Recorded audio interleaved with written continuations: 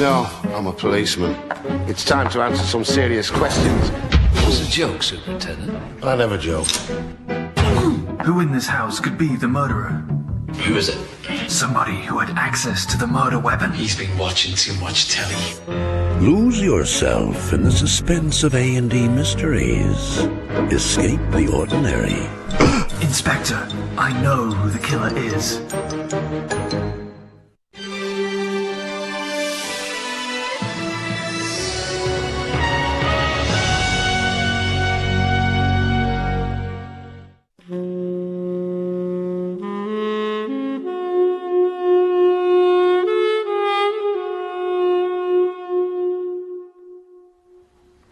Go. Get some water and wash this filthy witness from your hand. Why did you bring these daggers from the place? They must lie there. Go, carry them and smear the sleepy grooms with blood. I'll go no more. I am afraid to think what I have done. Give me the daggers. The sleeping and the dead are but as pictures. 'Tis the eye of childhood that fears a painted devil. If he do bleed, I'll gild the faces of the grooms withal, for it must seem their guilt.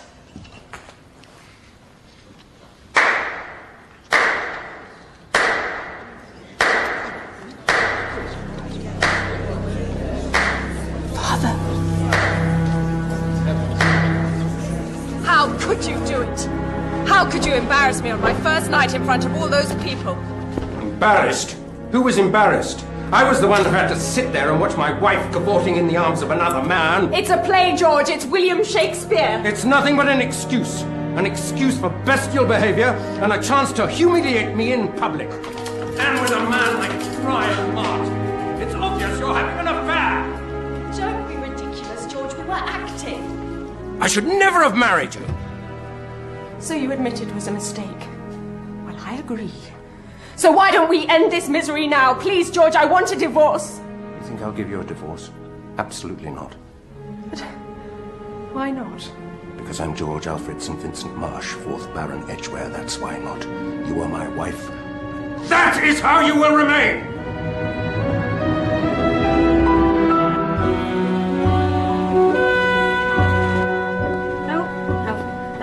No, case is solved. 1928, 9A to N. Poisons, that. Should be with the others over there. 1929, 1930. Good morning, Mr. Poirot. Bonjour, Miss Lemon. The last of the cases, they have arrived? They're just bringing them in now, but in quite the wrong order. I'm afraid I'm going to have to overhaul the entire system. And the post has come. Bon. Let us see what we have.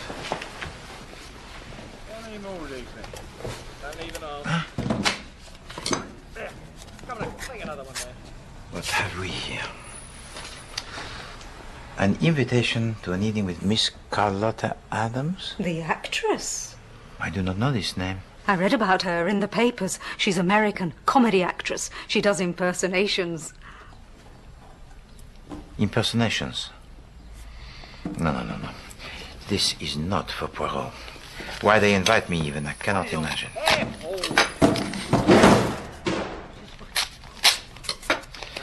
We have a telegram. Bon Dieu, it is from the good Captain Hastings. All the way from Argentina? No, Miss Lemon. This is sent from Paris. He writes that he is in transit from Buenos Aires to London, and the aeroplane, it arrives in just 1 hour from now. What about his wife? Well, of course she will be with him. Come, Miss Lemon. Wait, the aeroplane must already be here. Don't worry, Mr. Poirot. He won't have passed through customs yet. Excuse me. The flight from Paris, sir. Oui. It landed about 20 minutes ago. If you please, can you tell me if there was a passenger by the name of Captain Arthur Hastings? One moment, sir. Mr. Poirot, there he is now. Hastings! Poirot, my dear chap. Ah, mon cher Hastings. It was beyond all my expectations to see you again so soon. Welcome home, Captain Hastings. Miss Lemon. All these baggages? Well, they're all mine. Will you intend, therefore, to remain here for some time? Well, yes. And Madame Hastings?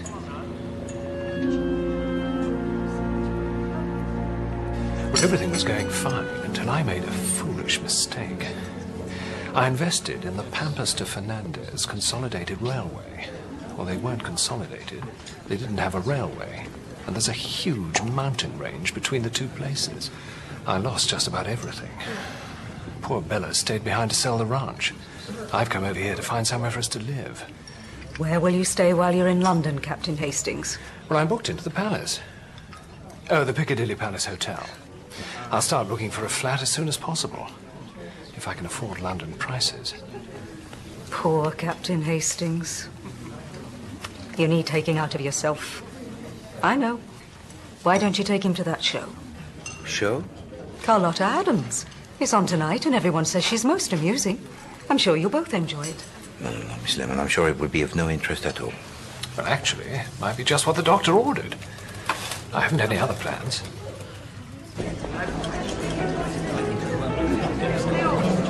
Leave me alone, Brian. Just leave me alone. You invited me, do you remember? I thought we could still be friends. Your husband was right, you know. You are completely heartless. That's not fair. Jane, if we are going to be seen together in public, we may as well at least put on an act.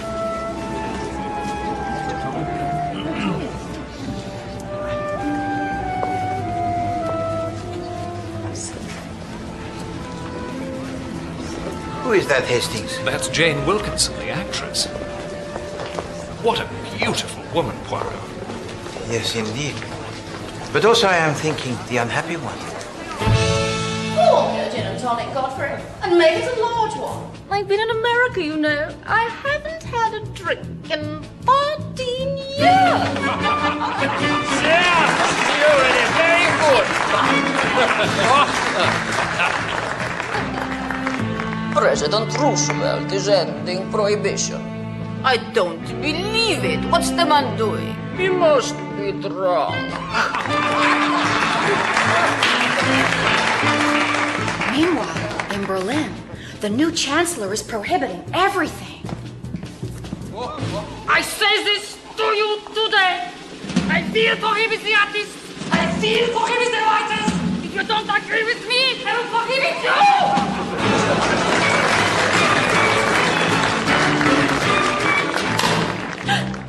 Good grief!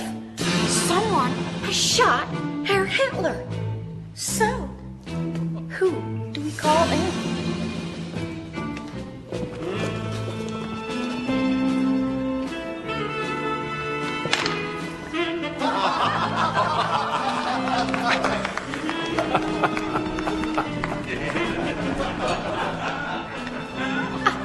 Regarde. There is a dead body on the floor. I will now have to use my little dressers. But why has Monsieur Hitler been assassinated? Was it perhaps his politics? No. I think it was instead because of his ridiculous moustache.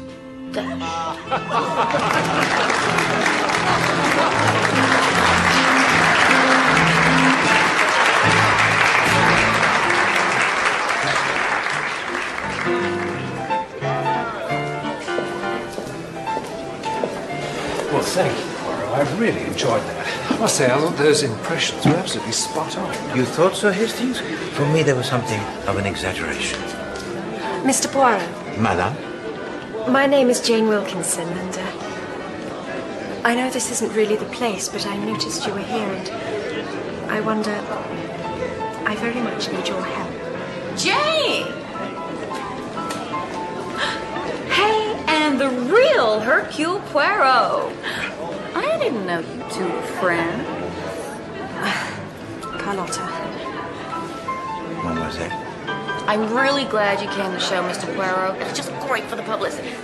Why don't you come over for a drink? Well, I would be content to join you, mademoiselle.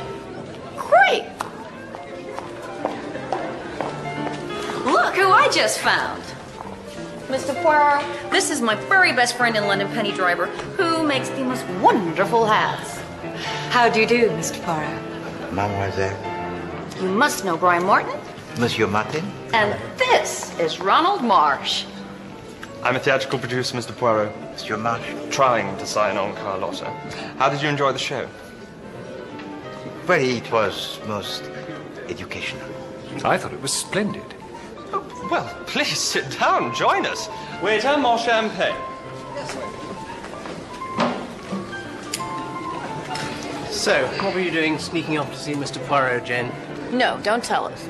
You were hiring him to help you bump up that ghastly husband of yours. Don't be absurd, Carlotta. Why not? Mr. Poirot solved lots of crimes. Committing one would be a cinch.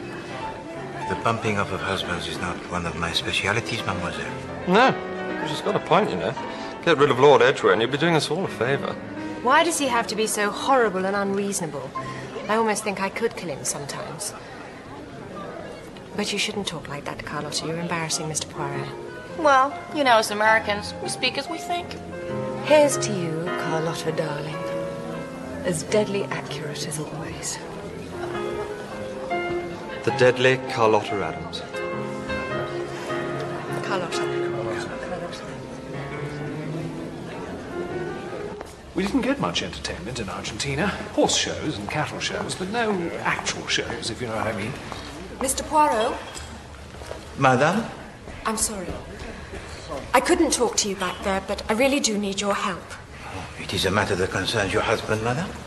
Well, he's not really my husband anymore. We live quite separate lives, but... Well, you see, he refuses to give me a divorce. It is perhaps because he still has the feelings for you, madame. Oh, no, I don't think so. I don't think George has feelings for anyone. He's a queer man. His first wife ran away from him, you know. She died in complete poverty. And now, he enjoys tormenting me, Mr. Poirot. What is it that you wish me to do, madame? Could you talk to him for me? I know it sounds strange, but there really is no one else I can turn to. If you could just tell him that you'd met me and let him know what he's doing to me, maybe coming from you it might mean something. Your husband, Lord Edgware. He has a house at Regent Gate. He travels a lot, but he's in England at the moment, and I really have to go back. Will you do it for me, Mr. Poirot? It's killing me, this whole business. I don't know how much more I can bear. I will visit your husband, madame, and see what I can do. Thank you. Monsieur Poirot and Captain Hastings, my lord. I can't give you a lot of time, Mr. Poirot.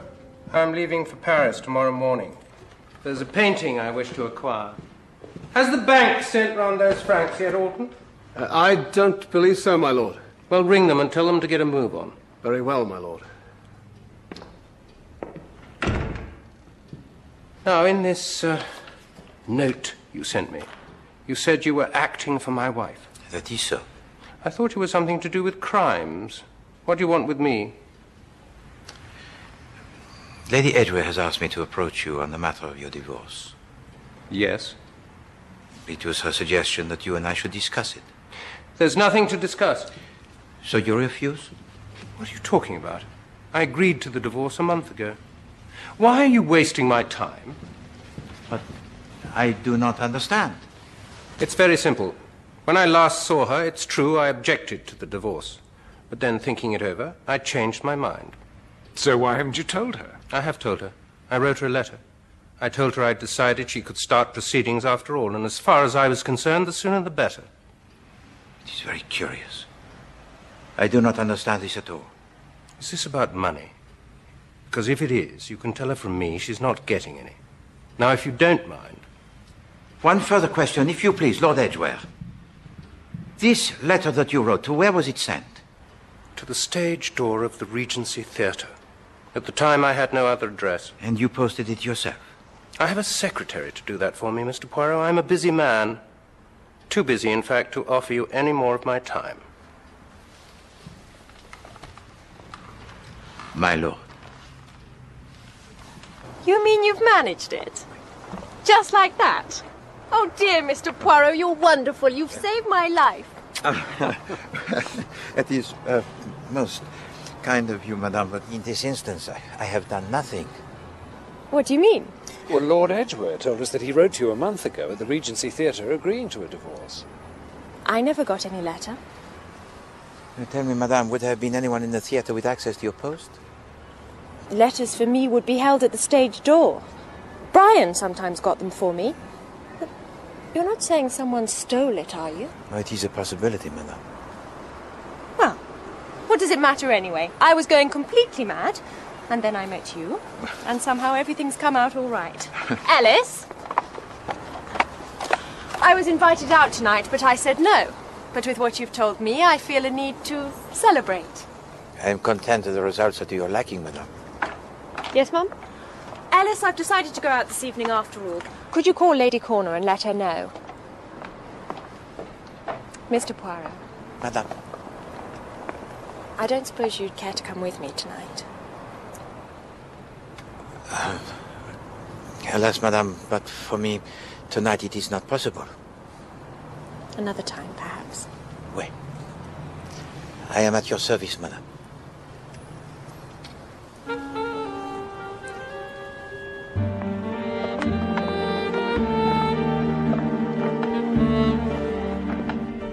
I say, Poirot, you were going it a bit up there, weren't you?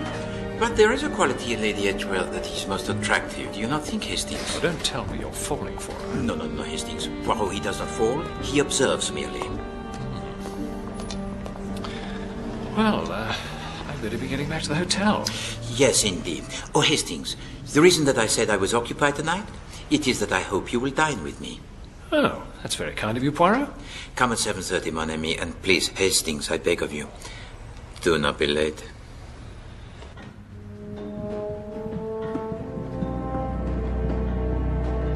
Where are you going?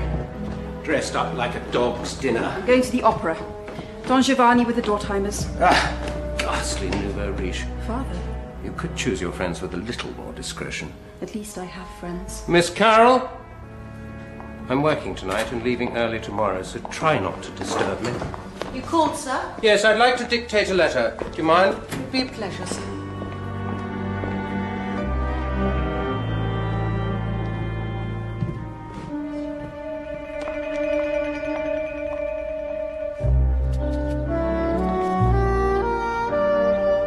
So, how do I look? You look lovely, Mum.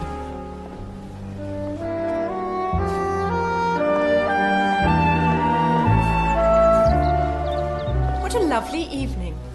I can't believe everything's going my way.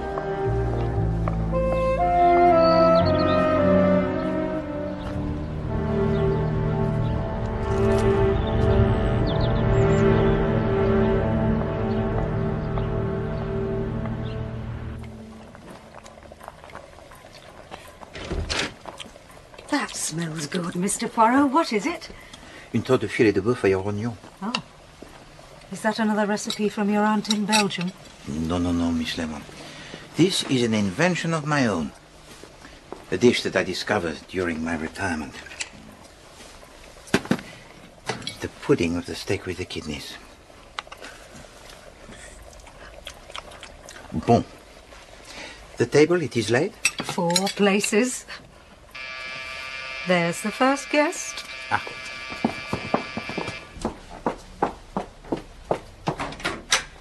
Chief Inspector. Very nice to see you again, Miss Lemon. Come in.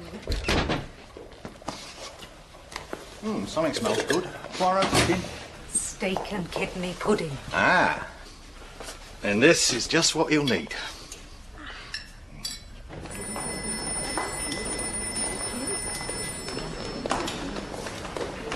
What's up? Captain Hastings, your taxi's ready. All right, thank you. Excuse me. Room 174. Certainly, Mrs. Van Dusen.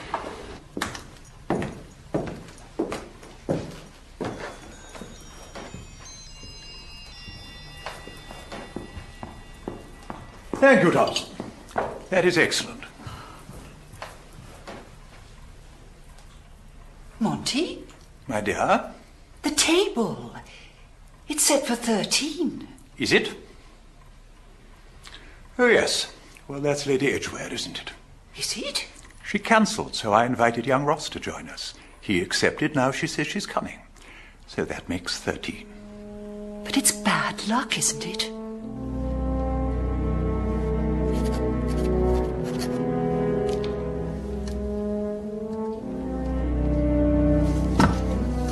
Thank you, Miss Carroll. Can I get you anything, sir? What? Well, I was going to have a drink, and I was wondering if you... What are you talking about, woman? You're suggesting I'd want to have a drink with you. Well, sir, You're getting airs above your station, Miss Carroll. Maybe you should start looking for another job. Now get out.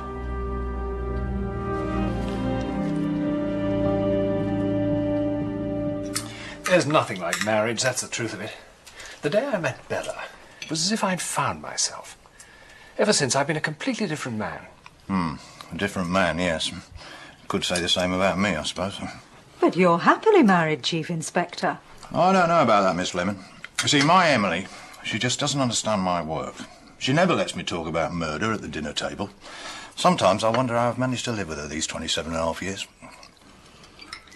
It's a shame you've never considered marriage, Mr. Poirot. But there were occasions, Miss Lemon, when I did have la tentation, the temptation. But now, alas, I think it is too late. Oh, I wouldn't say that, Poirot. If the right woman came along. Jane Wilkinson, for example. Will you have some wine, Chief Inspector? A fine Pauillac? No, thanks, Poirot. I'll stick to my stout. Donald Ross is a name that will shortly be known to everyone, just as soon as he finishes his play on the Great War of Troy. I started right at the beginning, and I'm going all the way to the Trojan horse and beyond. It's going to be a bit like Sophocles, an epic, but for a modern 30s audience. Lady Edgware, you have a telephone call, ma'am. For me? Excuse me.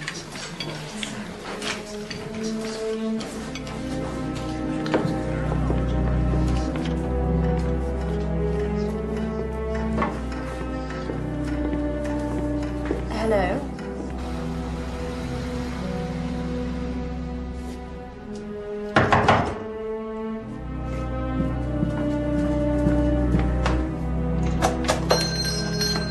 Brian.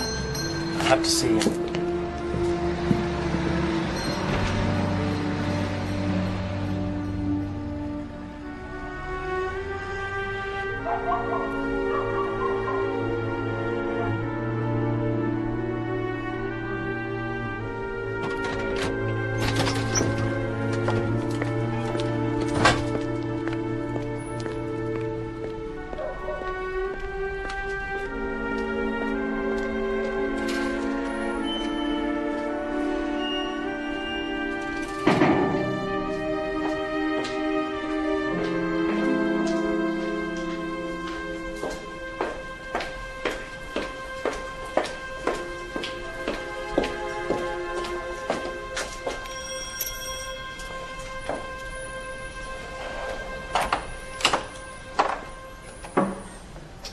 You're Alton, aren't you? Is my husband in?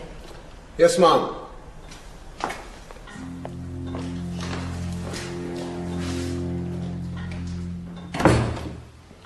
It's all right, Alton. I know the way. Yes, ma'am.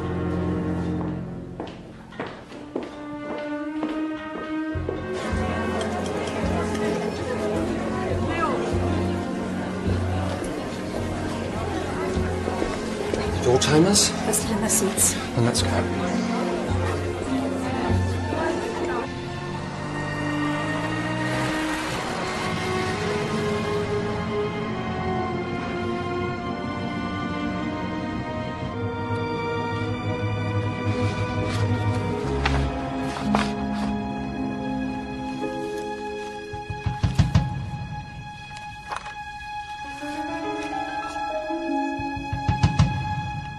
Right.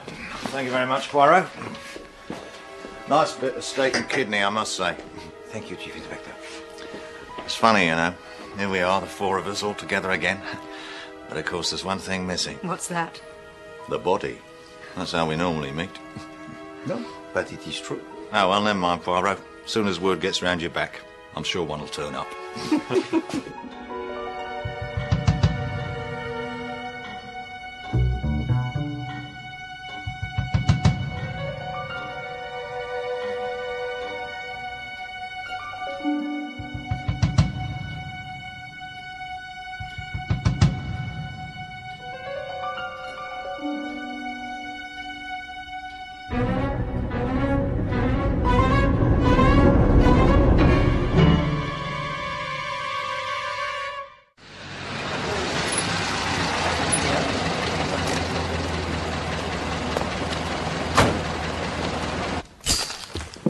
Morning, Poirot. Captain Hastings. Chief Inspector. You got my message, then? Yes, Chief Inspector, we came immediately. Looks like we spoke too soon last night. Stabbed in the neck, around about 10 o'clock. Have you discovered any money, Chief Inspector? Money? Well, when we were last here, Lord Edgware had commanded from his bank some of money in francs. Oh, that's right. He was just about to go to Paris. Well, we haven't found any money. But I'd be interested to know what the two of you are doing here. Had he asked for your help? No, Chief Inspector. It was Lady Edgware who had asked for me to intercede on her behalf. And she wanted her husband to give her a divorce. So that's the motive then, is it? The motive, Chief Inspector? Well, I already know it was her. I just want to find out why. Now then, Alton, I want you to tell my friends here exactly what you told me. Yes, sir. I answered the door just after 9:30. I'd heard the clock sound the half hour. That's how I'm sure of the time. It was Lady Edgware. She said she wanted to see her husband and that she could find her own way. Was it you who discovered the body? Yes, sir. This morning at 8, I entered the study to open the curtains. That's when I called the police. Could you tell me, Monsieur Alton, what happened to the French francs your master demanded yesterday? They came in the afternoon. I imagine he would have placed them in the safe. Lord Edgware's solicitor will have a combination. And how many times have you met Lady Edgware? Oh, only once, sir. But I could have sworn it was her. It was her. I'd know her anywhere. And I saw her quite clearly.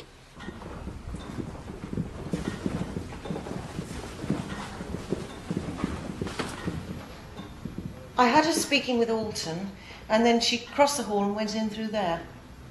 Could you tell me, mademoiselle, what she was wearing? She was wearing black, a black dress and lace sleeves, and a hat. Mm-hmm. And this hat, it was also black? Yes, very modern, with a slanting brim. I see.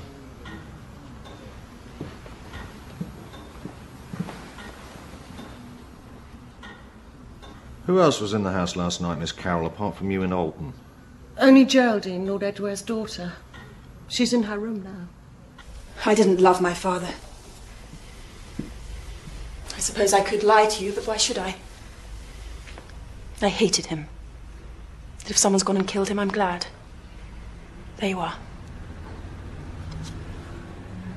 I wonder if you could tell us your movements last night, Miss Marsh.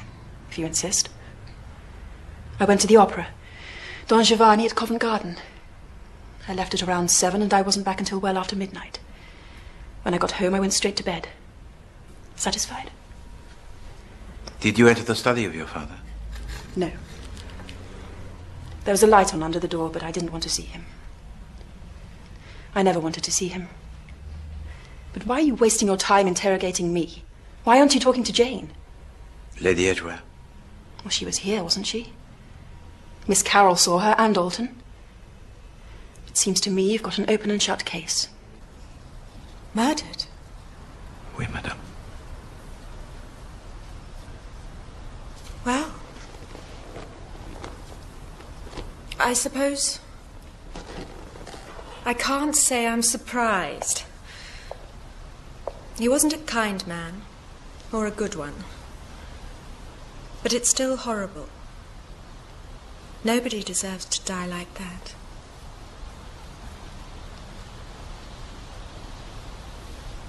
But why are you here?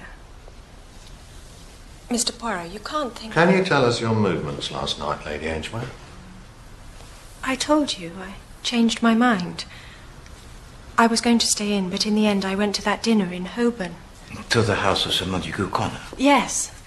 There were at least a dozen people there. You can ask him. And there was a young writer, Donald Ross. He's writing a play about Troy. He was sitting opposite me. Bon. If you please, madame, could you relate to the Chief Inspector your movements for the evening in its entirety? Certainly. I left here at about 7, and I went first to the Piccadilly Palace Hotel. Oh, that's where I'm staying. Sorry. I had a meeting with an American lady, a Mrs. Van Dusen. She's written a play, not a very good one, and we talked about it for about 20 minutes. At 7:30 I left and took a cab to Holborn. I was at dinner with the Corners until after midnight, and then I came straight home. Did you leave the table at any time? Yes, once. I received a telephone call at about 9:30. So you're telling me that apart from that one time, you never left the room?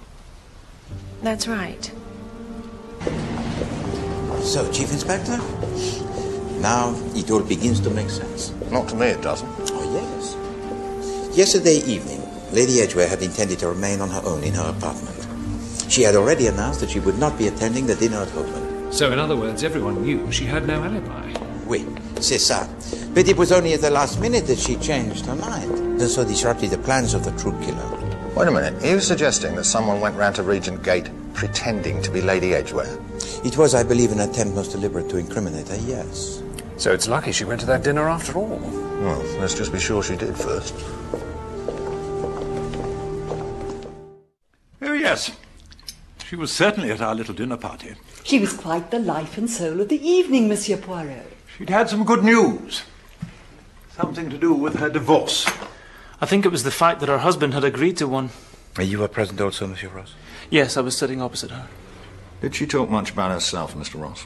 Well, to be honest, I was the one who did most of the talking. Yes, but she was very cheerful. And with good reason. With the divorce agreed, I imagine she was looking forward to stepping out with... I think you know who. No, monsieur, I do not know who. The Duke of Merton. He's one of the richest men in England. He has properties all over London. My wife would dearly love to have him to dinner. And they have known each other for some time, Lady Edgware and the Duke? No, I believe they met only recently. It must have been love at first sight. Is it true that Lady Edgware took a telephone call while she was here? Yes, now when was it? About 9:30. But she was only out of the room for a couple of minutes. I'm sure it wasn't any longer than that. She was the first to leave the table. I'm sorry, Lady Corner. I mentioned it to my husband just before the guests arrived. There were 13 of us to dinner. And you know the old superstition. Yes, the first person to leave the table was Nobody believes that. We had 13 to dinner, and she was the first to get up. It means she's going to die. I've got the money. £500.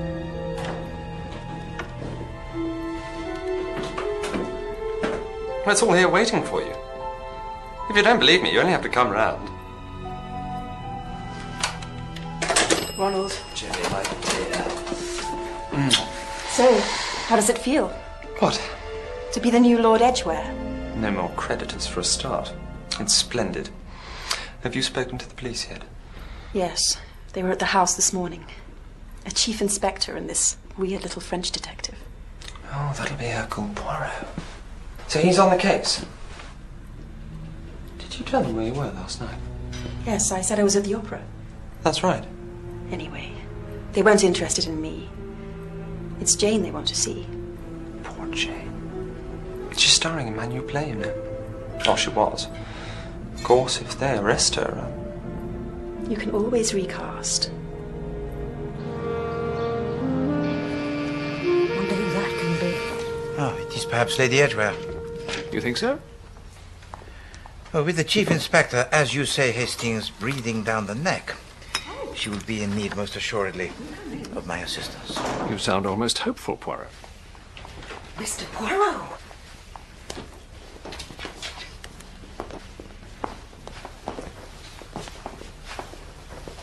Monsieur Martin. I hope you don't mind my coming to see you, Mr. Poirot, but I was wondering, there's something I was hoping you'd take on for me. If you please to sit, monsieur.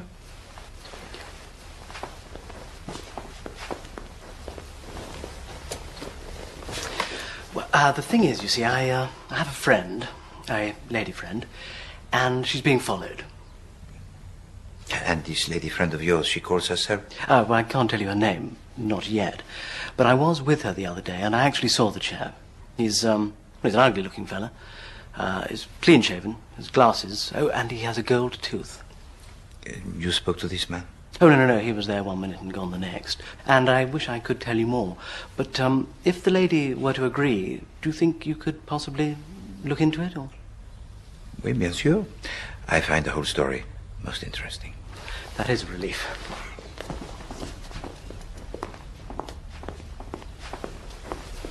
You know, I was very pleased to run into you the other night, Mr. Poirot. Do you remember, with Jane Wilkinson? Yes, indeed. I was thinking about her, you know, and about her husband. It was just such an extraordinary thing for her to say, that she thought about killing him. Do you think she had it in her to commit murder? I'm sure of it. I know her, you see. I mean, she's terribly sweet on the surface. But she would kill as easily as drink her morning tea. Believe me. Perhaps you are not aware, monsieur, that the husband of Lady Edgware, he was indeed murdered last night. What? Murdered? No, you're not being serious. It is not a subject about which I have the habit to joke, monsieur. Oh, but that's it. Oh, my God. Well, what I was saying just now, I didn't mean... And therefore, by necessity, this matter of yours, the man with the gold tooth. Oh, yes, of course. I mean, that will have to wait. Wait. You will speak nonetheless to this lady friend of yours, and if she wishes for me to investigate on her behalf, then... Thank you very much, Mr. Poirot. I'm very grateful for your time. Monsieur? Miss Lemon. Mr. Poirot? So tell me, Hastings, what is your opinion of all this? Well, it seems strange that he comes to you for advice, and yet tells you so very little. The same thought also had occurred to me. I didn't know you knew Brian Martin, Mr. Poirot. He's a wonderful actor. Well, we met him at the Gaiety Theatre the other night, that cabaret, Carlotta Adams. The impressionist. You. How could I have been so blind? Mr. Poirot? Miss Lemon, telephone to the Gaiety Theatre at once. Ask her the address of Mademoiselle Carlotta Adams. Tout de suite. Every minute is of value. What's the matter, Poirot? I don't understand. No, Hastings. Do you not see?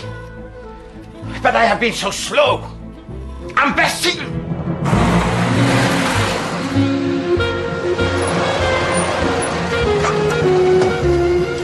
How much drive? A lot. Vite, vite, mon ami.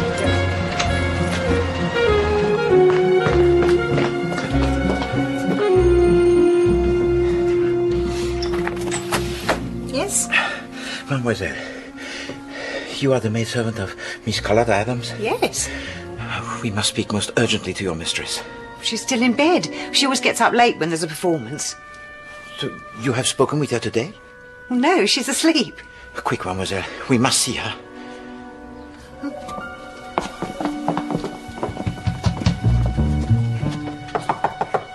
Miss Adams! Miss Adams! It's locked. You must call at once for the police, mademoiselle. Hastings.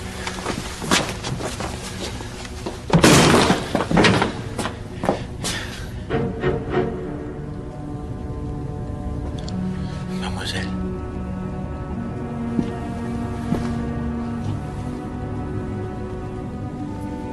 We're too late.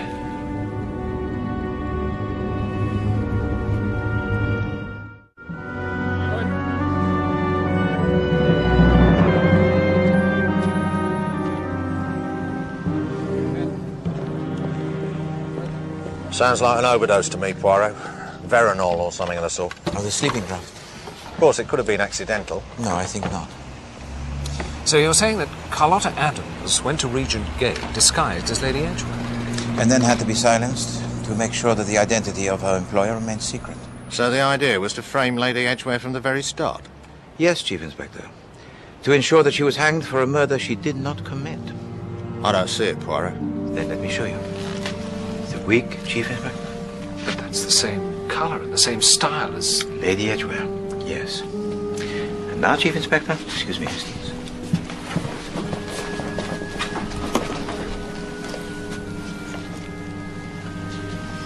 The shoes designed to increase the height. The makeup of a theatrical variety. And these. Pince-nez. With the lenses, very strong. But these were not part of the disguise. Yes, if there was a disguise. She was a performer, Poirot. All this could be part of her act. And this.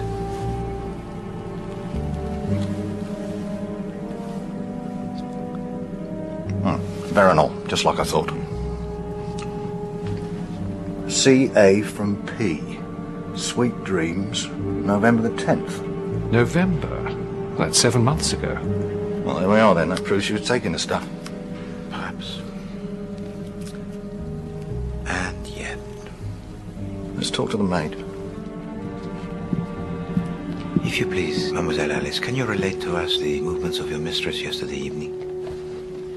Well, she got in at about 6 o'clock. I don't know where she'd been. Yes, go on. She spent some time writing a letter. Then she got changed and left here at about 7 o'clock. Did you know her destination? She didn't say. Did she go to the theatre? Well, no, sir. There was no performance last night. And how was she dressed, mademoiselle? She was in black, sir, with a new hat. With a brim that was slanting? Yes. And this letter which you spoke? It was to her sister, sir. Lucy Adams. She's over on a visit. Miss Carlotta took it with her when she left. She was going to post it, I suppose. Then she forgot. She was always doing that. And where is this letter now? It's gone, I'm afraid, sir. I posted it myself this morning. She left it on the table. And once again, we are too late. I'm sorry, Chief Inspector. Mr. Poirot went out first thing this morning. No, don't tell me he's still got this bee in his bonnet about Lady Edgware that somebody deliberately set out to frame her for her husband's murder. Well, it is still a possibility. I don't know how, but it seems to me she's got him round her little finger. Maybe that's the sort of woman she is. No, I wouldn't say that. I've never thought of women as the manipulative sex. Certainly not been my experience. Anyway, Chief Inspector, aren't you forgetting something? Lady Edgware was at dinner when the murder was being committed. No, I haven't forgotten that, Miss Lemon. It looks like she's off the hook. However, you can drive from Holborn to Regent's Gate in 5 minutes. I've just done it myself. So if she had the car waiting outside... But Donald Ross said she wasn't away from the table for more than a few minutes in total. Well, maybe he lost track of the time. Do you have no other suspects, Chief Inspector? Oh, I've got plenty of suspects, Miss Lemon. Ronald Marsh, for example, Lord Edgware's nephew. Theatrical producer, heavily in debt. He needed the money, not to mention the title. Well, there you are, then. Money's the oldest motive in the book. And then there's Geraldine Marsh, the daughter, whose mother died after Lord Edgware abandoned her. She told us to our face how much she disliked her father. So it could have been either of them. Yes. But who was the real target? That's what beats me. Lord Edgware or Lady Edgware? Do you really think that somebody paid Carlotta to imitate me? To go to the house dressed like me? That is how it would appear, madame. But she didn't kill my husband. No. It was enough that she was seen there. No, somebody believed that you had the motive to be rid of Lord Edgware. They believed also that you would be at home on your own. With no alibi. They wanted to see me hang. Madame. Which is why I must ask you, who is it you think who would wish you ill? You're asking who would want to see me dead. It's horrible to think there could be anyone. Do I really have to name names, Mr. Poirot? If I am to protect you, oui. Well, I suppose Geraldine never liked me. After all, her father left her mother to marry me, and you know her mother later died. It hasn't been easy for her. Tell me, what of Monsieur Brian Martin? Why do you mention him? We were lovers, Mr. Poirot, for a short while after I knew my marriage had fallen apart. I was so unhappy and I turned to him. And then you met someone else? That's always been my trouble. I fall in love too easily. First George, that was a horrible mistake.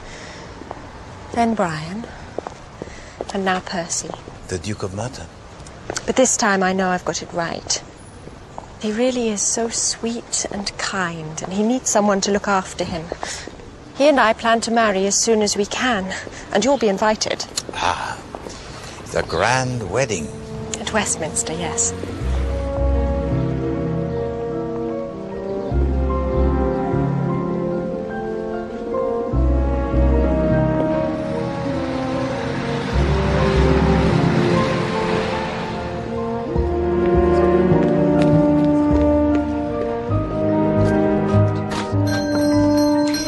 These are some of our latest models just in from Paris. Oh, lovely. Dorothy, show Mrs. Lester the Rose Descartes model. Excuse me.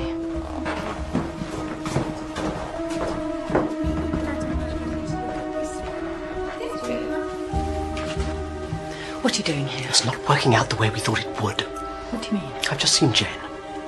She hasn't been arrested. She was in the park with Poirot. What? The way they were walking together, you could almost imagine... Anyway, she's got him lapping at her feet, so I think you can take it that she's more or less off the suspects list.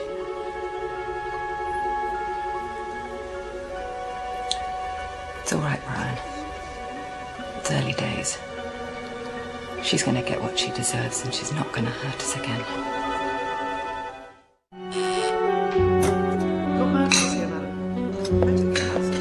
Thank you, Alice. Jane, darling. Mr. Poirot, it's a pleasure to meet you. Monsieur le Duc. Jane has spoken a lot about you. Would you like a drink, darling? Tea or coffee? No, I can't stay long. This business, the death of Lord Edgware, really is the most terrible thing. That Jane should be involved. You know, I'm relying on you. We're both relying on you to sort it out. And if there's anything I can do to help... You could perhaps tell to me how it was that the two of you met? It was at the theatre. Macbeth. A wonderful performance. Quite wonderful. Lord Edgware was there that night. And I saw how he behaved. He was a brute of a man. Despicable.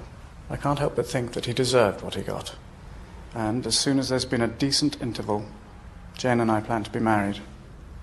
If she'll have me. I wish to you both much happiness. I hope we'll see you at the cathedral, Mr. Poirot. Monsieur, madame.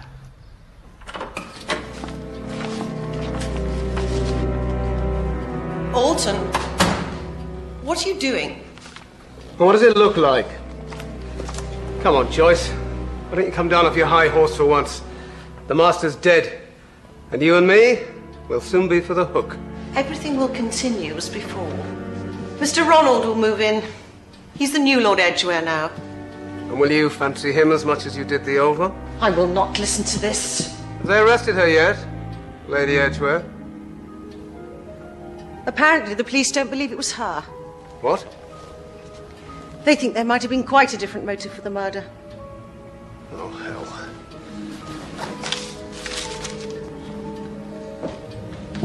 Alton? Alton?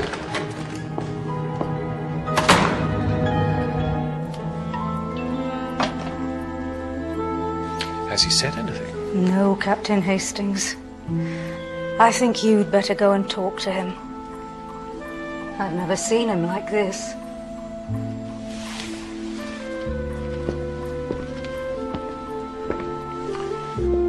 Poirot.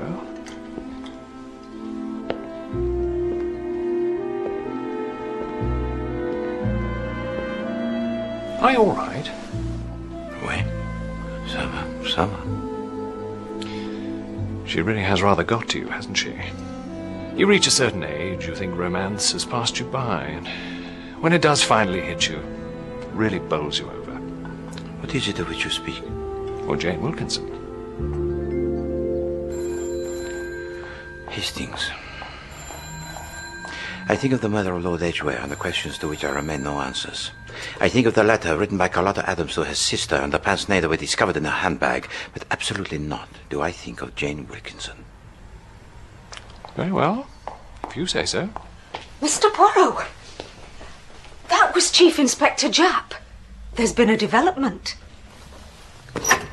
Mr. Trubshaw, the solicitor, unlocked it this morning. No one else had the combination. I felt I should call you straight away. And the French francs, they are nowhere to be found. How many francs are we talking about, Miss Carroll?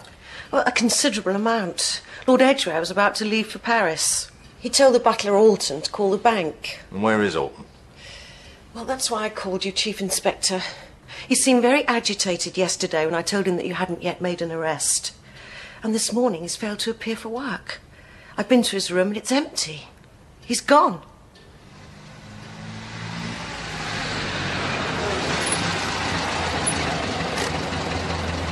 That's 1 and 6, please, madam. Thank you, madam.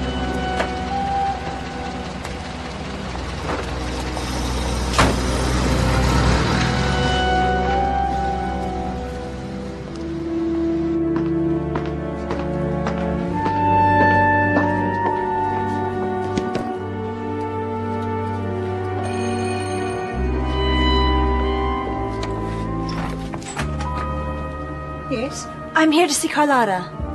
I'm sorry. Oh, she's expecting me. I'm Lucy Adams. I'm her sister. Haven't you heard? What?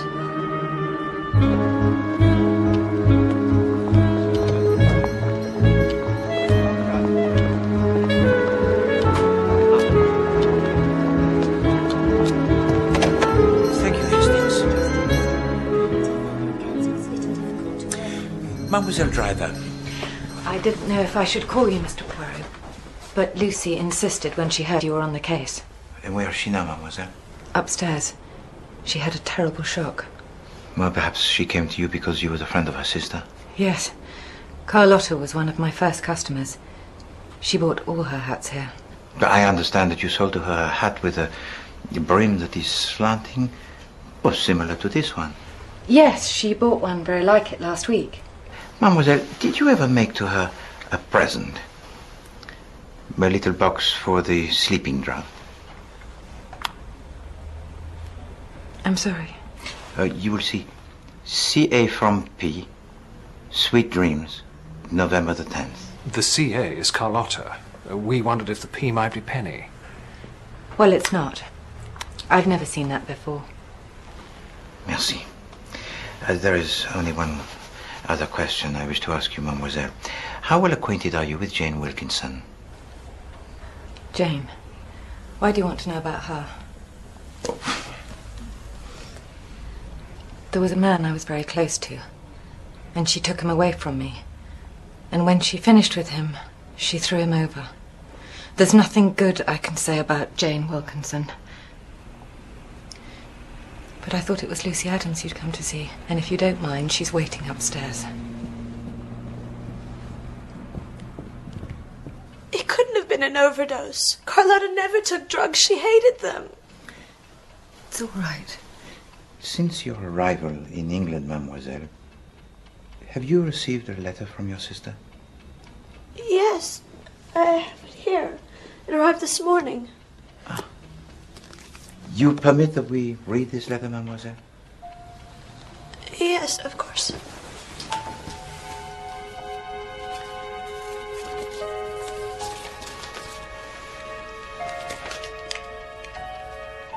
Dear little sister, I'm sorry this is so scrappy, but things have been rather busy.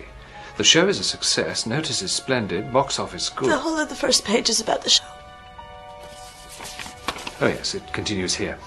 I met Ronald Marsh the other night. He's a theatre producer, and he tried to persuade me to come in on one of his new shows. I don't know, though. He drinks quite heavily and has no money of his own, although it turns out he's the nephew of Lord Edgware, who sounds no beauty, I can tell you. Anyway, Ronald loved my review, and he asked me if I'd be interested in earning some money for a practical joke that would prove just how good I was. I laughed and said, "How much?" Lucy, darling, the answer fairly took my breath away. $2,000. After that, we laid our heads together and got down to details. I'll tell you how it went when you arrive in London. I can't wait to see you, little sister mine, yours... Carlotta. I don't understand. Why would Ronald Marsh pay Carlotta that sort of money?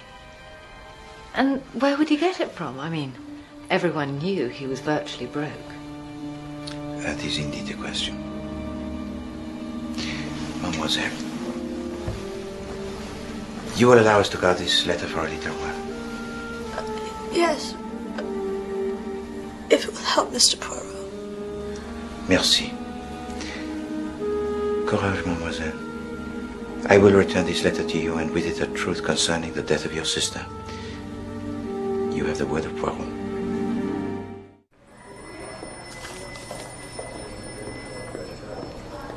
Well, this is it, Poirot. The proof of the pudding. It was Ronald Marsh all the time. You no longer suspect Alton the butler? No. He's obviously up to no good, but he's no killer. No, it's all here. Ronald Marsh hired Carlotta Adams to go to Regent Gate disguised as Lady Edgware. Later on, he killed Lord Edgware, making us think that she'd done it. And then, of course, Carlotta had to die to stop her talking. Yeah, but of course, at the time of the first murder, Monsieur Ronald Marsh, he was at the opera. According to Geraldine Marsh, yes. But there's something you don't know, Poirot. I was thinking about Ronald Marsh's so-called alibi, and then I had an idea. Oh, I congratulate you, Chief Inspector. Thank you. It occurred to me that Regent Gate is less than a mile away from Covent Garden. Do you get my drift? You mean he could have left at an interval? Yes, and been back in time for the next act. Ah, yes. Now that, I believe, is the same technique that you used to demonstrate the possible guilt of Jane Wilkinson. That's right. Now, I've been talking to quite a few of the taxi drivers in this area, and this time I came up trumps. Ronald Marsh and a young lady left Covent Garden between the second and the third act. The driver took them to Regent Gate and waited for them outside. Good Lord. Where is Monsieur Marsh? In here. All right. Yes. I did go to the house during the interval. Talked to Geraldine. And she was in the cab with you? Yes. But she had nothing to do with it either. Why did you return to the house? I needed money. I met Geraldine at the opera, and bless her, she agreed to help. She offered you financial assistance?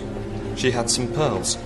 She said I could pawn them. It would keep me afloat for a few more weeks. And you went over to get them in the middle of the opera? Needs must, Chief Inspector. It was urgent. She had a key, let herself in. I waited outside. I don't suppose you saw anything while you were waiting outside? No. Actually, there was something. Wait. Just as we got there, I thought I saw Brian come out.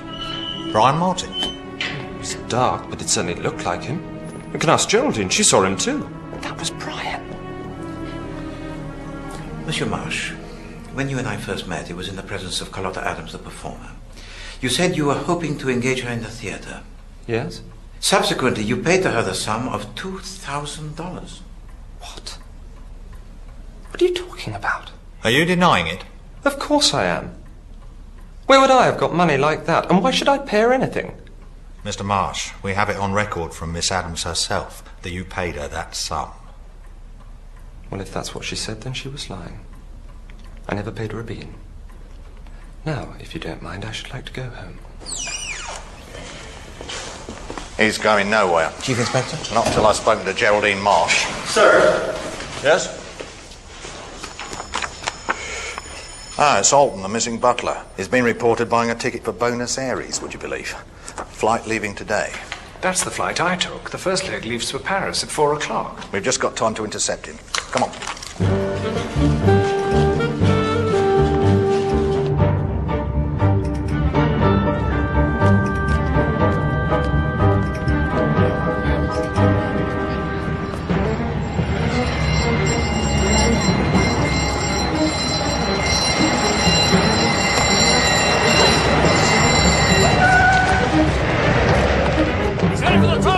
Get after him!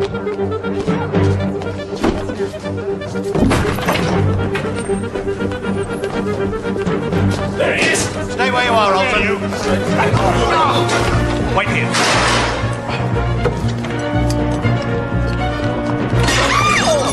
We know you've got the money, Alton. You won't get away with it.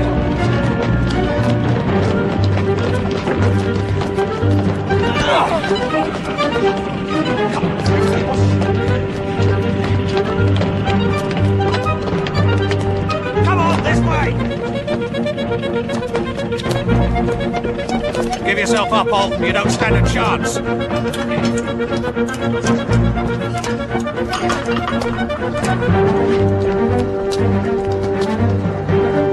After him!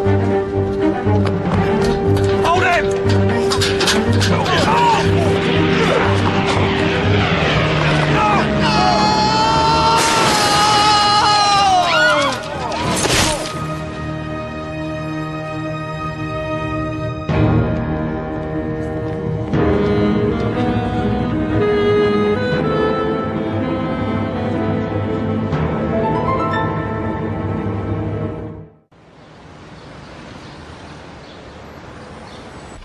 Bonjour, Hastings. Morning, Poirot.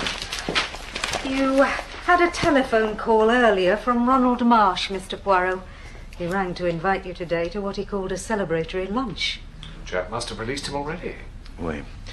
Mademoiselle Geraldine must have corroborated his story. And perhaps Alton did kill Lord Edgware after all. No, Hastings, I think not.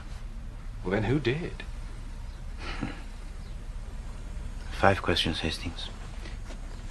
That is all. 5. The answers to which will reveal to me the truth. 5 questions, Mr. Poirot. Fire away. We know that Lord Edgware changed his mind on the subject of divorce and that he wrote a letter to his wife to acquaint her of that fact. Or you sent it to the theatre.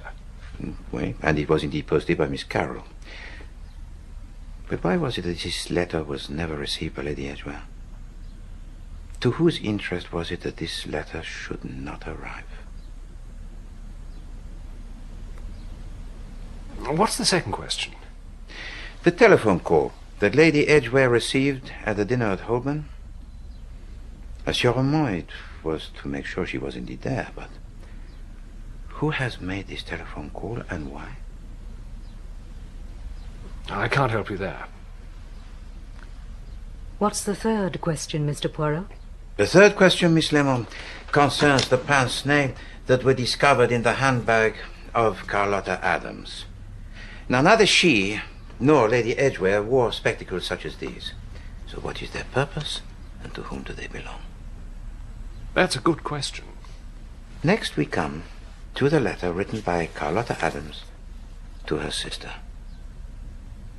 In it she states quite clearly that it was Ronald Marsh who paid her $2,000, but Monsieur Marsh, he denies this.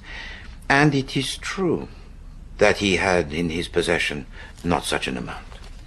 So are you saying Carlotta was lying? No, but it is perhaps that she concealed the true identity of her employer. What's the fifth question, Mr. Poirot? Who is P? You remember the box given to Carlotta Adams? To CA from P? Oui. Who was it that gave to her this box? This I would like to know most dearly. What was the first question again, Poirot? Actually, I may be able to help you, Mr. Poirot. My file on London jewellers. Specialised piece like that should be easy enough to track down. Then, Miss Lemon, this I entrust to you. Merci. So you're going to this lunch then, Poirot? Ronald Marsh? No, Hastings. I have work to do here in my apartment. No, you must be my eyes and my nose. Ears? Oui, to see and observe in my place. Right. You can count on me.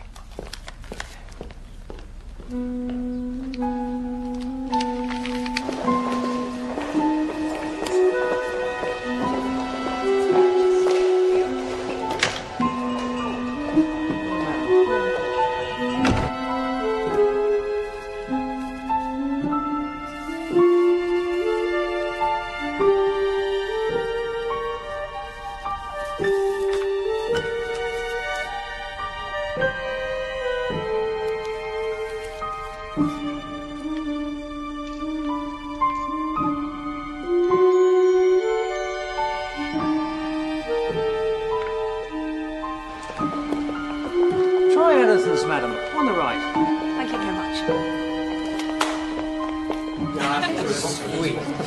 Oh, Captain Hastings, do sit down. Thank you. Hello.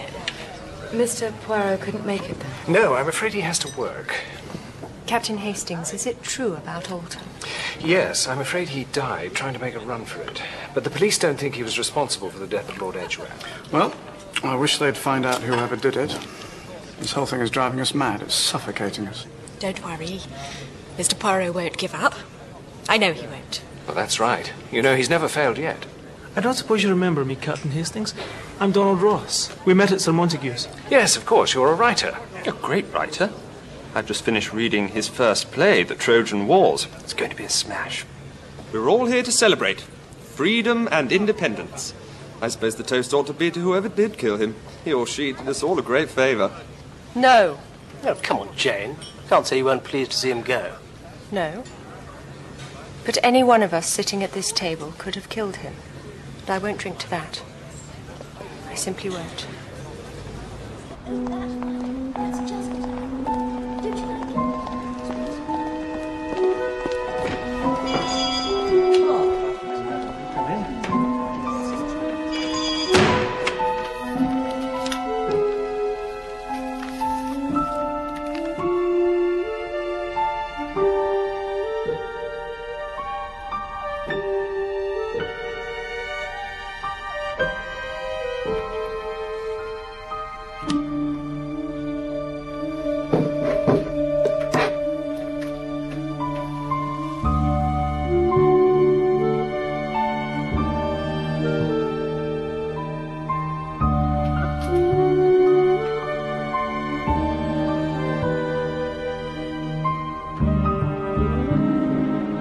Yes, this is definitely my work.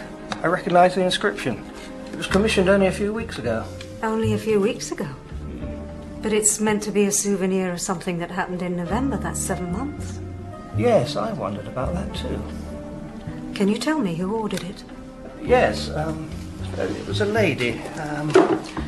Give me a moment.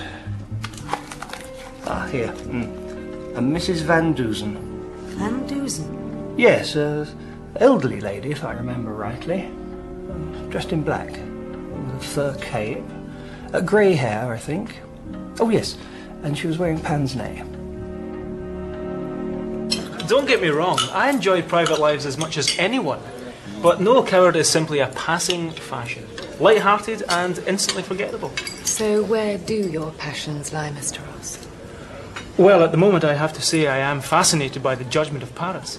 But Paris doesn't have any judgment at all when it comes to fashion. These days, one has to look to Milan and New York. I was referring to the judgment of the shepherd boy Paris. He gave the golden apple to Aphrodite and so sparked off the war with Troy. Oh, that Paris. Why do we have to talk about theatre all of the time? Percy, you must be bored rigid. I could never be bored with you. Paris. Mrs. Van Dusen. You are sure of this name, Miss Lemon? Absolutely, Mr. Poirot. Then this is the same lady that Jane Wilkinson met here at this hotel on the night that her husband was murdered. Here we are, sir.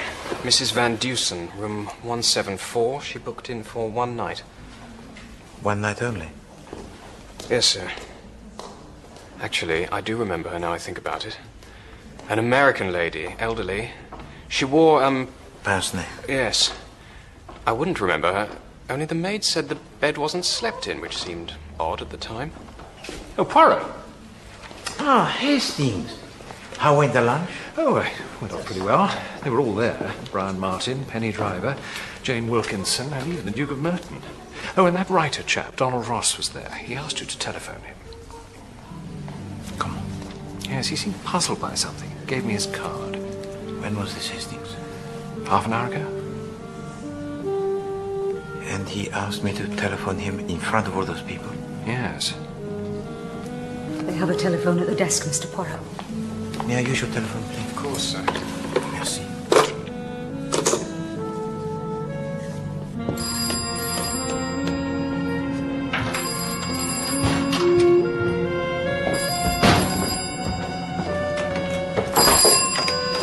This is Donald Ross. Ah, Mr. Poirot, thank you for calling.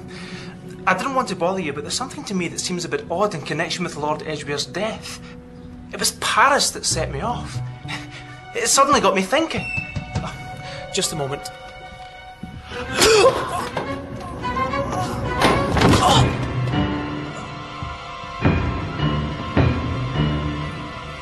Stabbed in the neck, same as Lord Edgware. And it actually happened while he was talking to you on the telephone. Wait, but before he had time to explain to me what he wished to say. That's it. This is all my fault, Poirot. If only I'd stayed with him. Not at all, Hastings. The fate of Monsieur Donald Grasset was settled the moment that he spoke my name. Someone at that lunch must have overheard him, followed him back here, and then... Yes, but which one of them was it? And why? I mean, this chap was just a writer, a nobody. How would he know anything about anything? He managed to mention only the name of Paris. Paris? I think it must have triggered a memory which until then had remained hidden. Wasn't Lord Edgware going to Paris? Didn't he say he was going to buy a painting?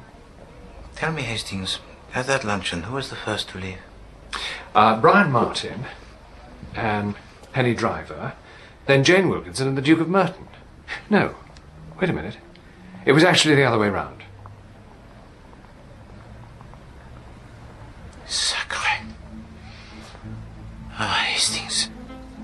I have been so foolish, and yet it is so simple.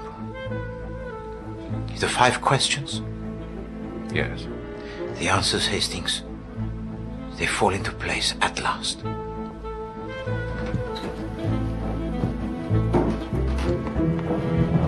I'm afraid Lady Edgware isn't in, sir.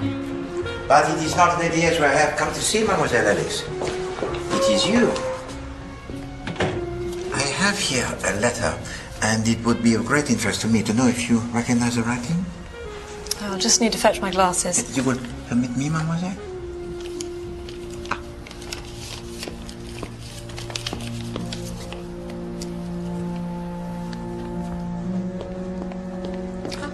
Thank you, sir.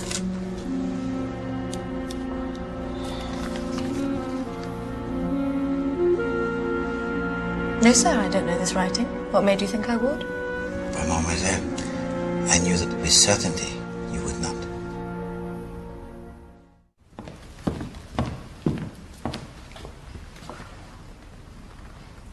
And so, we return to where we began, huh? It was here during an evening of entertainment that I first met many of you who gather here again today.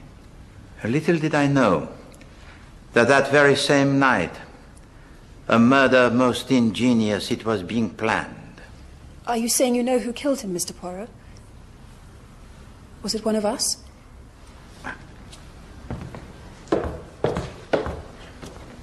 Each person here had the reason to wish the death of Lord Edgware. For Monsieur Ronald Marsh, it was a question of money. For Mademoiselle Geraldine, it was a chance to be rid of a father that she loathed. The Duke of Merton also knew that the death of Lord Edgware would allow him to marry the lady that he loved. Well, I have no reason to kill him. Au contraire, Monsieur Martin. It is my belief that you had the greatest reason of all. You were in love with Jane Wilkinson, were you not? I don't really It see wasn't that. love.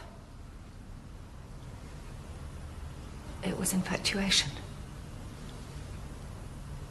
Brian feels nothing for her now. And you believe that his feelings now are for you alone?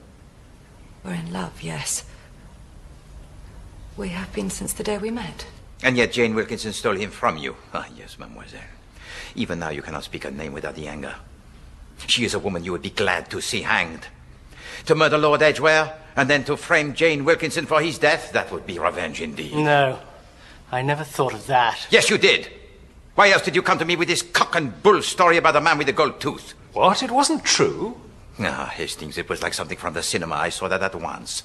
But the real reason that you came to me, monsieur, that followed very soon.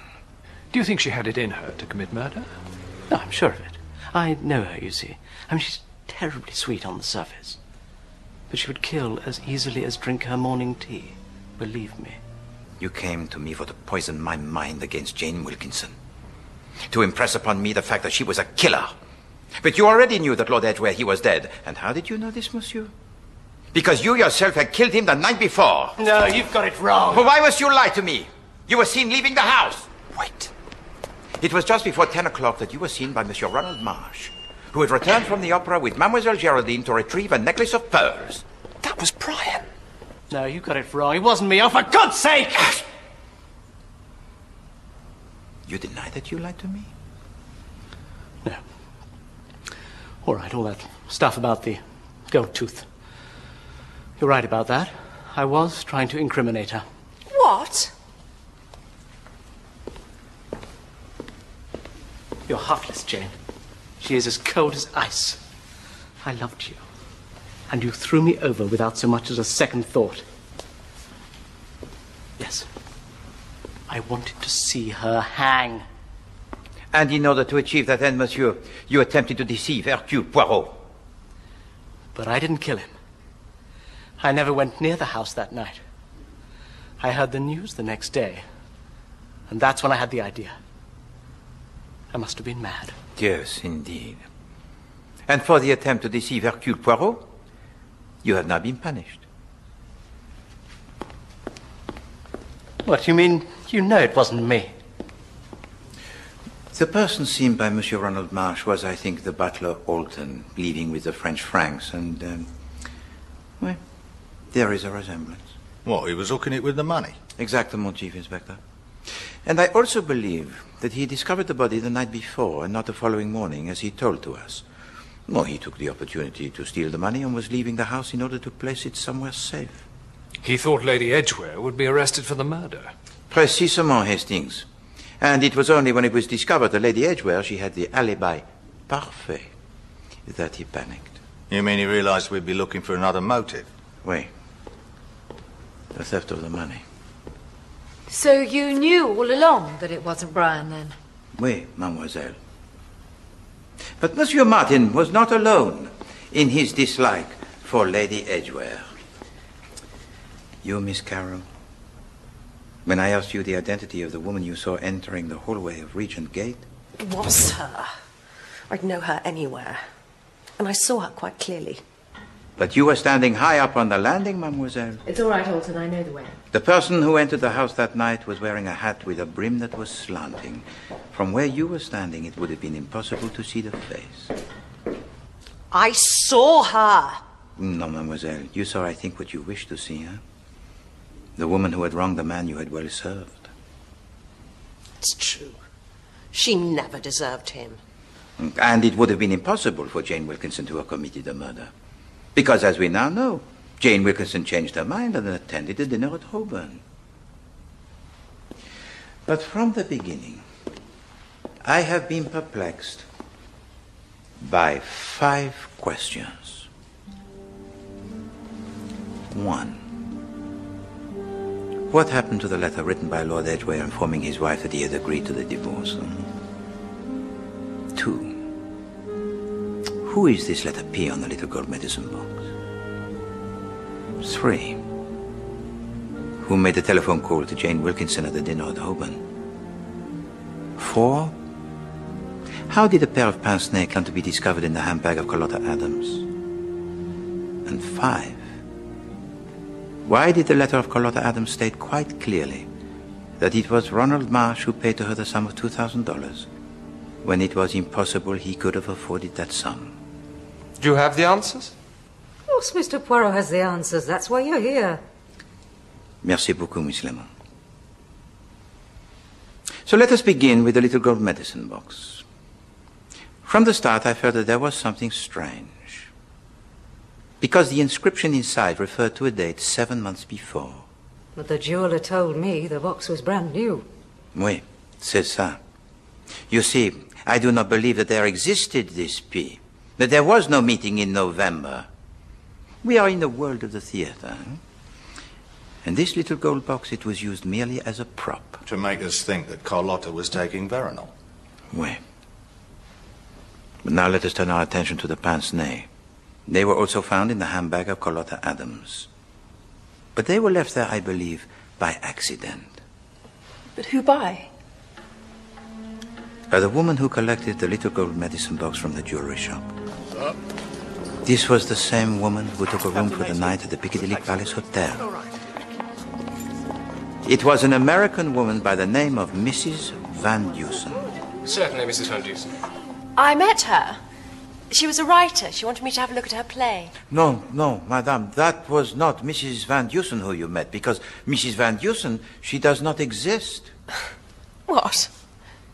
Then who was she? Ah, well, that is indeed a question. You know, with the thick lenses, the pince-nez are disguised very simple. Huh? But with the wig that is grey and the cape of fur wrapped high. Oh, she had me completely fooled. Are you saying she was part of all this? Oh, yes. Yes, madame, Mrs. Van Dusen, yes, she was very much a part of this. She was the creation of a killer who was cunning and cold-blooded. Also, the creation of an actress formidable. Yes, madame. All is known to Hercule Poirot. The entire plan by which you did indeed murder your husband. Wait a minute, what are you saying? So I was right. It was her after all. But Poirot, that's impossible. You said as much yourself.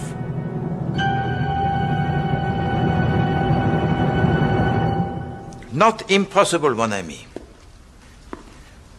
Let me explain to you how it occurred.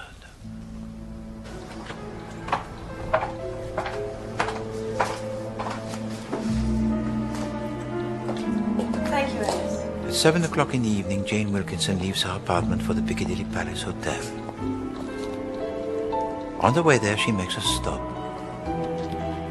For when she arrives, her appearance, it has changed. Now there is the grey wig, the pince-nez. Room 174. She takes her room using the identity of an elderly American woman. But the moment she is inside this room, she removes her disguise and awaits the arrival of a person she has arranged to meet there that very same night.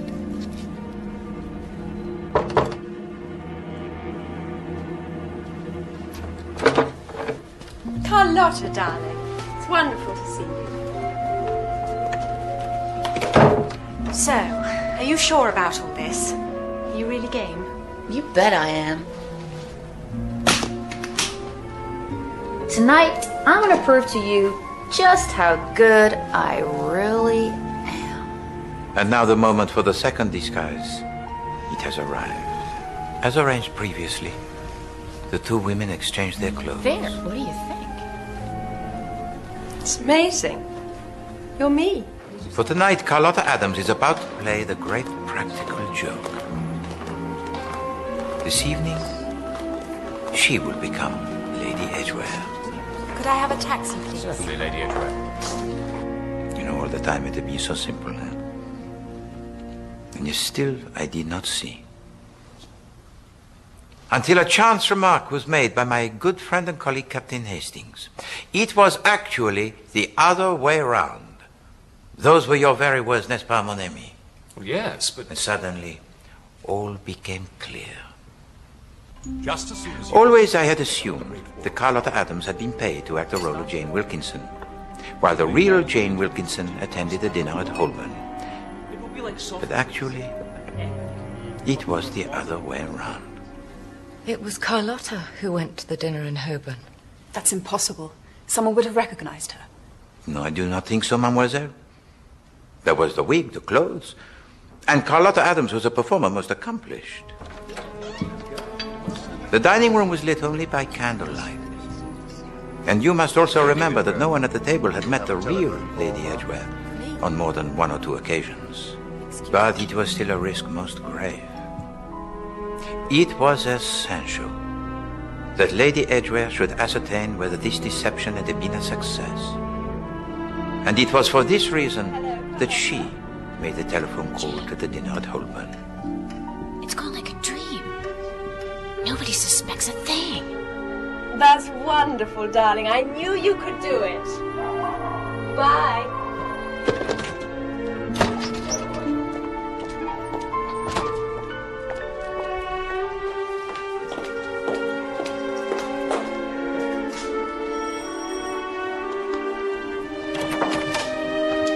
You're Alton, aren't you? Is my husband in? Yes, ma'am. The butler Alton had only been employed there for 1 month, so he hardly knew her. And if he did express his doubts, it would only be his word against hers.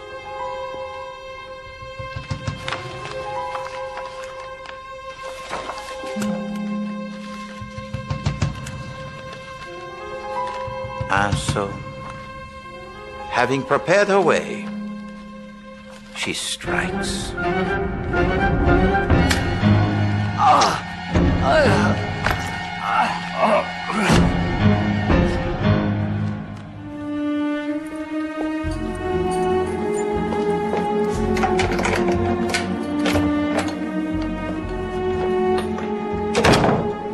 But Carlotta Adams must not be allowed to relate her tale. So Lady Edgware arranged to meet her again in the room of the hotel. Perhaps they will have some wine to celebrate the success of this great practical joke. And their little gold medicine box, which was placed into her handbag and later found by us, will make us believe that Carlotta Adams was a woman always in the habit of using this drug. Lady Edgware learns all the details she must know if she is to pretend that she did indeed attend the dinner at Holborn. I was sitting opposite this young playwright. Scottish. His name was Donald Ross. Carlotta Adams sips her wine. On about this play of his. 1 hour later, when she has returned home, the veronal will have taken its effect. It was all about the war at Troy. You made 2 mistakes, madame. The pince-nez that you used for the disguise of Mrs. Van Dusen, you took from your maidservant Alice. In all of the exchanges of costume, madame, you left the pince-nez in the handbag of Carlotta Adams instead of your own. Did I? Yes, you did. But more serious was your encounter with the young writer, Monsieur Donald Ross. I'm fascinated by the judgment of Paris. But Paris doesn't have any judgment at all when it comes to fashion. It was indeed a social gaffe to show such ignorance on the judgment of Paris. But only a few days earlier, he had explained to you his play, The War of Troy. It was inconceivable that a woman who had known then of which he spoke could be so ignorant now. Paris. So he saw through her. Malheureusement, Monsieur Donald Ross expressed his suspicions in the presence of Lady Edgware. And it was at once that she knew that he also had to be silenced.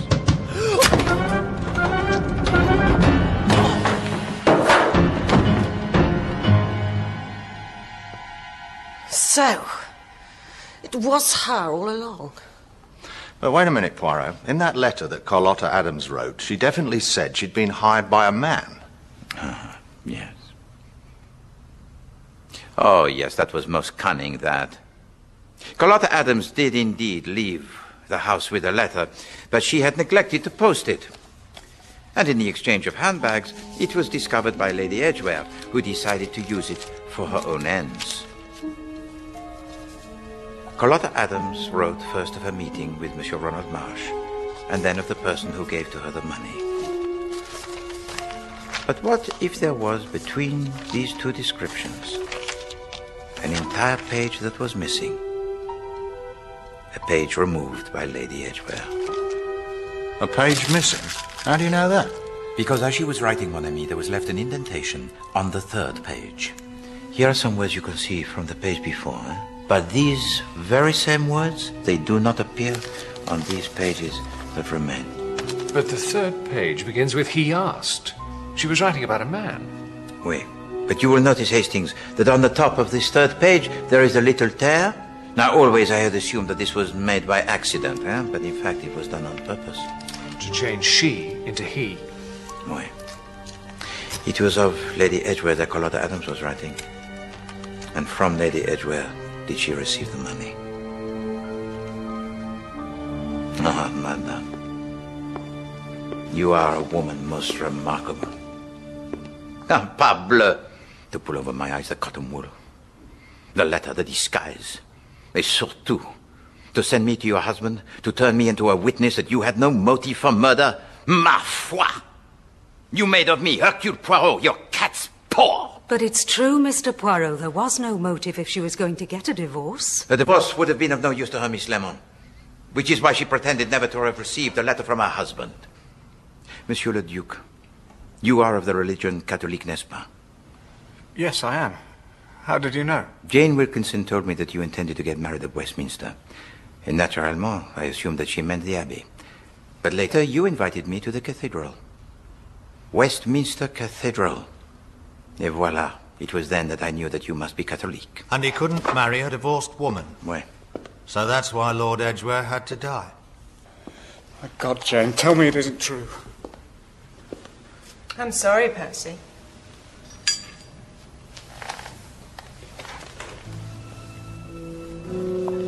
I really thought I'd get away with it, you know. I thought I had you, the great detective, round my little finger. I've always had that, you know. A power over men. I wished only to protect you, madame. But I could not protect you from yourself. Jane! Oh, I'm not going to deny it, Percy. Why should I? After all, I've actually enjoyed it. All of it. Even being caught. I mean, does put me center stage. And who knows? Maybe they'll put me in Madame Tussauds.